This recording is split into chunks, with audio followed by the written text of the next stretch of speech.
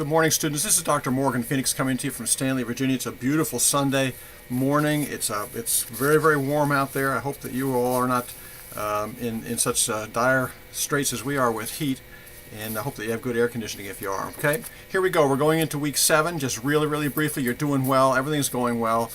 Reminder that week 7 has, of course, your journal article critique and your discussion board. Be sure the discussion board responses are in direct response to what another student has posted, very personal, okay? And then you can add some of your own thoughts on what they have said as well. But those are not like mini essays following up your initial thread. Okay, for case study number 2, you have a choice of one of the 3: Dan, which is a disciplinary matter, or Emily, which is a special education, a severe and profound matter, and then Robert, which is a cultural sensitivity matter. And these cases probably have more that's missing than what is present.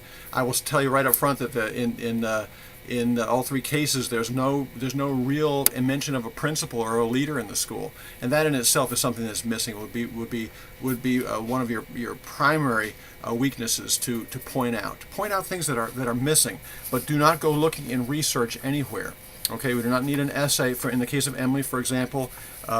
We do not need an essay on your special education knowledge or things that you don't know about special education, about placement of students in classes. But there are some obvious things that are missing there if you take her as a severe and profound case. Likewise with Dan. It's a middle school student that they're going to expel. Now, expulsion is typically a step up from just suspension from school. So consider what that would mean, that they're planning on expelling a middle schooler, putting them out for probably a year. In the state of Virginia, it's 365 days is the max there. Alrighty. So for your case study number 2, just to maximize your points, where do you go for your best information? You go back to what I've written about your case study number 1, okay? And just go for the salient points of each of these cases. Make sure that it is a 1-page, 1.5-page summary, and you get 20 points for that. Your SWOT, it should be an outline format, 50 points.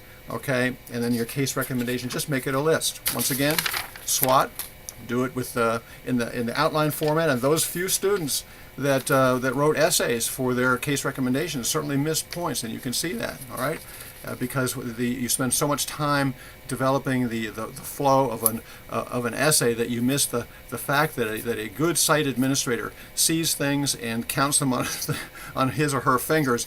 You know, here's what we need to do: this, and this, and prioritize as they go. Okay, and so you usually typically start with the single most important thing. In the case of Serge, if you evaluated that case study that he was not assessed properly and was not placed properly, don't you think that the very first thing, number 1, immediately, hey, let's assess him again. Let's do it properly, and let's do it properly this time. Okay, but you'll do fine in that. As you're looking forward to winding down this course into the final project, remember all 8 headings must be there. One of the finest students in the class last term just happened to leave out one of the points there and one of the headings, and that's 20 points, and it could lower your entire course grade by a half a grade or so. If you're doing a PowerPoint, and I love watching them, I think they're great. They give you a chance to do some creative expression there as well, but minimal text on the screen, minimal text, and people are pretty good about that. Okay, and then finally for week 8, as you're looking forward, if you do not want to do another journal article critique, you can do a revision of an earlier one and maybe gain a few extra points, but you must indicate that what you're posting is a revision. Alrighty, or you can do a journal article critique as usual. You can do a revision, or you can take one of the 2 case studies that you did not choose in week 7, in this upcoming week, and do a 1-page brief summary of one of those 2 cases, those case scenarios. Alrighty, and then make sure that you do include in your course evaluation, your student evaluation at the end of this course.